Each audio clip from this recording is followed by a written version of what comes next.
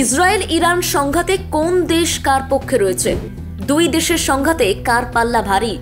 কার পাশে থাকছে পৃথিবীর সবথেকে শক্তিশালী দেশগুলো? কার কাঁধেই বা হাত রাখছে আরবের দেশগুলো? ইরান ইসরায়েলের সংঘাতে কার বন্ধুর সংখ্যা সবথেকে বেশি? কার পাশে বা রয়েছে ভারত? আন্তঃরাষ্ট্রীয় সম্পর্কে কার কাঁধে হাত রাখবে ভারত? ঠিক কোন কোন দেশের হাত কাঁধে থাকার ফলে নিজের শক্তি বাড়াচ্ছে ইরান? একাধিক নিষেধাজ্ঞা সত্ত্বেও কিভাবেই বা সামরিক খাতে শক্তি অর্জন করেছে ইরান? লেবানন সরকারের থেকেও কিভাবে বেশি শক্তিশালী হয়ে উঠেছে হিজবুল্লাহ? যুদ্ধ পরিস্থিতির পরিণতি কোন দিকে গড়াবে? বর্তমান পরিস্থিতিতে মধ্যপ্রাচ্যের এই দুই দেশ আক্রমণ এবং পাল্টা আক্রমণের জেরে ধীরে ধীরে যুদ্ধে জড়িয়েই পড়ছে বলা যায়। সুতরাং এই সিচুয়েশনে আমরা যে প্রশ্নচিহ্নগুলো তুলে ধরলাম তা সত্যিই খুব গুরুত্বপূর্ণ। কেননা দুই দেশের যুদ্ধ মানে যে তা কেবলমাত্র দুই দেশের মধ্যেই সীমাবদ্ধ থাকবে তা কিন্তু নয়। দুই দেশের যুদ্ধের আঁচ ছড়িয়ে পড়বে গোটা বিশ্বে। এর আগেও আমরা বহুবার বলেছি আমাদের আগের রিপোর্টগুলোতে। যদিও আমাদের আজকের রিপোর্টের মূল ভিত্তি ইরান ইসরায়েল দুই দেশের সংঘাতে কোন দেশ কার পাশে আছে, দুই দেশকে ঠিক কোন কোন শক্তি ইন্ধন যোগাচ্ছে এই যুদ্ধের জন্য, প্রত্যেকটা বিষয়কে নিয়ে আমরা ধরে ধরে বিশ্লেষণ করতে চলেছি আমাদের এই রিপোর্টে। কথায় আছে ইট ছুড়লে পাটকেল খেতে হয়। বর্তমানে এই ইট পাটকেল ছোড়াছুড়ির খেলায় যেন চলছে ইরান আর ইসরায়েলের মধ্যে। যদিও এই দুই দেশের দ্বন্দ্ব আজকের নয়, বহু পুরনো, কিন্তু বর্তমান পরিস্থিতিতে এই বিবাদ শুরু হয় গত বছর গাজা আক্রমণের মধ্যে দিয়ে। ইরান ইসরায়েলের যুদ্ধ ঠিক কিভাবে শুরু হলো এই নিয়ে এর আগেও আমরা আমাদের রিপোর্টে তুলে ধরেছিলাম, যেখানে এই বিষয়ে একেবারে চুলচেরা বিশ্লেষণ আমরা করেছি। আমাদের আগের রিপোর্টটা না দেখলে এখনই দেখে আসতে পারেন, কেননা কিভাবে শত্রুতা বেড়েছে, যুদ্ধ পরিস্থিতি কিভাবে তৈরি হয়েছে তা জানাটা অত্যন্ত জরুরি। যাই হোক, আজকের আলোচনায় আর সেই বিষয়ে আমরা যাচ্ছি না, যেহেতু আমাদের আজকের প্রসঙ্গটা একটু অন্যরকম। হ্যাঁ, সাম্প্রতিক সময়ে ইরান ও ইসরায়েল মরিয়া হয়ে উঠেছে একে অপরকে আক্রমণ করার জন্য। তাই এই মুহূর্তে যে বিষয়টা জানা আমাদের অত্যন্ত জরুরি সেটা হলো দুই দেশের মধ্যে সরাসরি যুদ্ধতে অন্য কোন কোন দেশ আসবে ইরান ও ইসরায়েলের হয়ে অংশ নিতে। কোন শিবির হয়ে উঠবে সব থেকে বেশি শক্তিশালী? কার সাপোর্টার বেশি, ইরান নাকি ইসরায়েলের? ইসরায়েল ও হিজবুল্লাহর মধ্যে চলমান সংঘাতের পরিধি প্রতিনিয়ত বেড়েই চলছে। 1 অক্টোবর ইসরায়েলকে লক্ষ্য করে প্রায় 200টি ক্ষেপণাস্ত্র ছুড়ে হামলা চালিয়েছে ইরান। হামলার পর প্রকাশ্যে ইসরায়েলকে সমর্থন করার কথা জানিয়েছে মার্কিন যুক্তরাষ্ট্র। আগামী দিনে এই পরিস্থিতি আরও ভয়াবহ হতে পারে বলেও আশঙ্কা করা হচ্ছে, আর এখন তাই ঘটছে। আশঙ্কায় যেন সত্যি হচ্ছে। গত 1 বছর ধরে ইসরায়েল এবং হামাসের মধ্যে যুদ্ধ চলছে, ফলে প্রাণ হারিয়েছেন 40,000-এরও বেশি মানুষ। সাম্প্রতিক দিনগুলোতে ইসরায়েল হিজবুল্লাহকে নিশানা করা শুরু করেছে। হিজবুল্লাহর ঘাঁটিতে লক্ষ্য করে স্থলপথে লেবাননেও হামলা চালাচ্ছে ইসরায়েল। ক্রমাগত বেড়ে চলা এই সংঘর্ষকে কেন্দ্র করে আরব দেশগুলোর পাশাপাশি বিশ্বের অনেক দেশই নিজেদের পক্ষ বেছে নিচ্ছেন এই যুদ্ধে।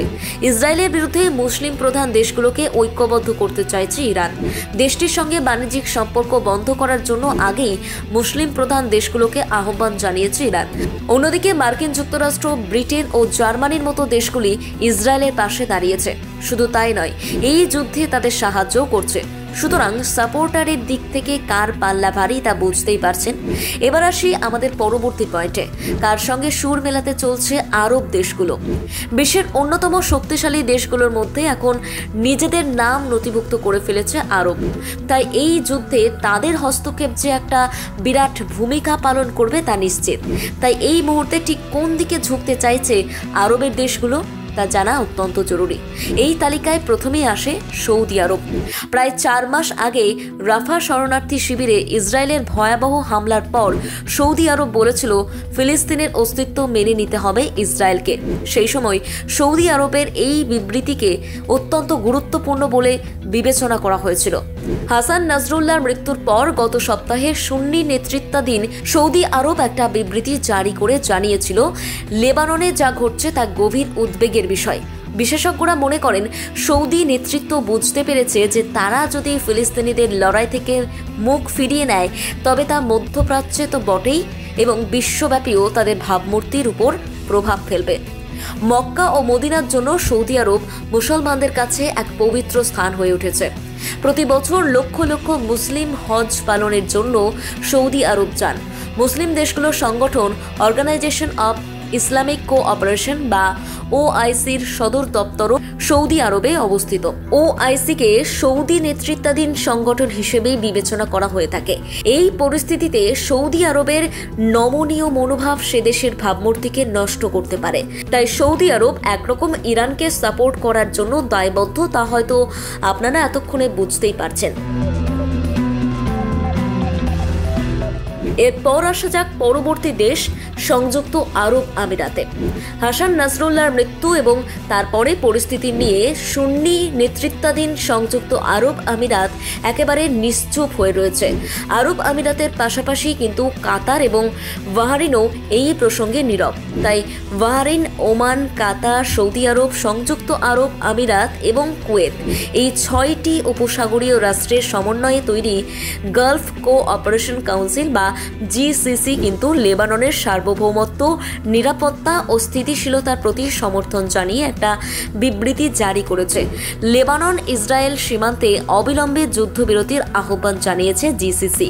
এইরকম অবস্থায় বুঝতেই পারছেন যে আরবের দেশগুলি একরকম ইরানের মিত্রশক্তি হয়েই এই যুদ্ধে অংশগ্রহণ করার কথা ভাবছে। এখন প্রশ্ন হলো, অন্য দেশগুলো তো গেল, এবার ভারত কার পাশে দাঁড়াচ্ছে? কাকে সাপোর্ট করছে ভারত?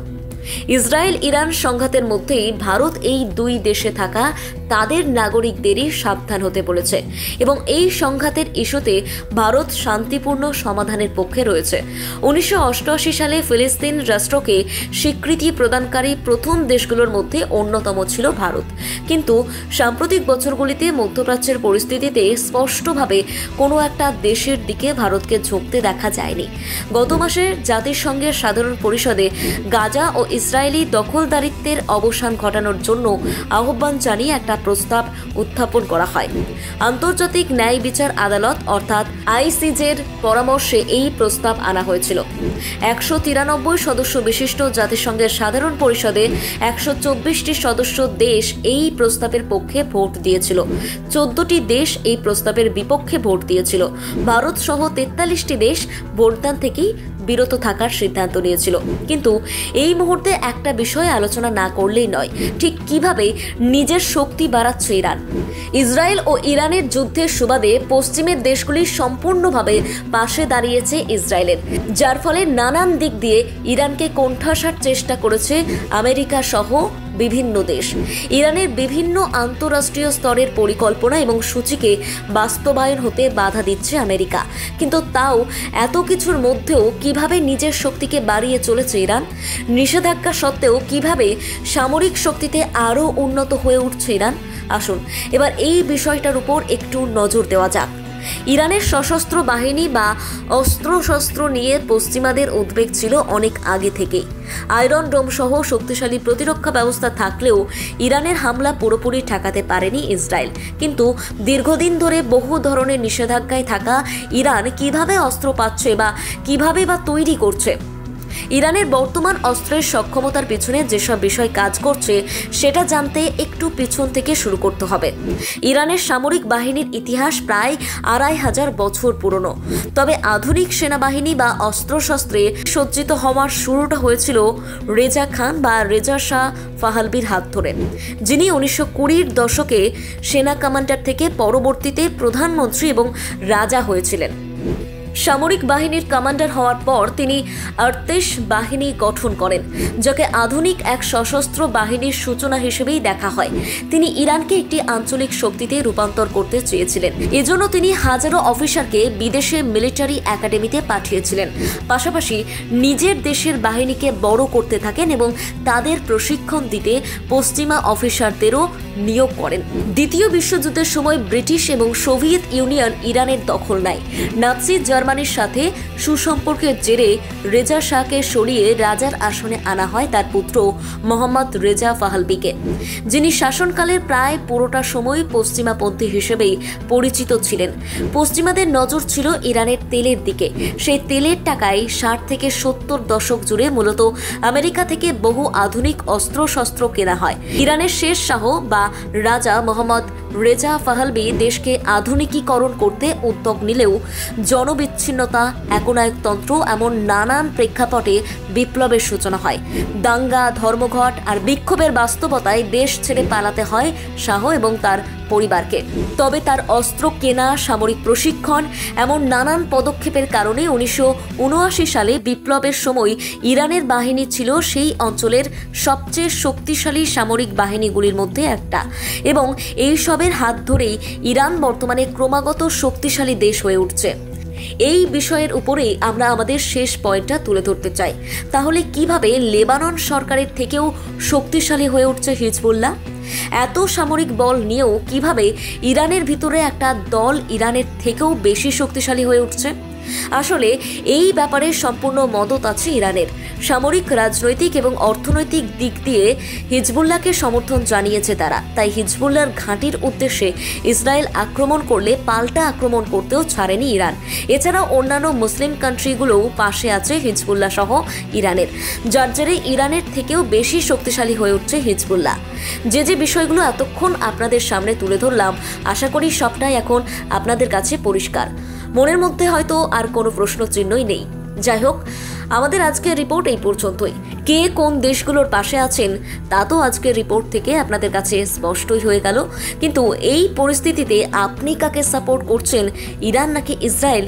আপনার মতামত অবশ্যই কমেন্টে জানান। শেষ পর্যন্ত আমাদের সঙ্গে থাকার জন্য অনেক ধন্যবাদ।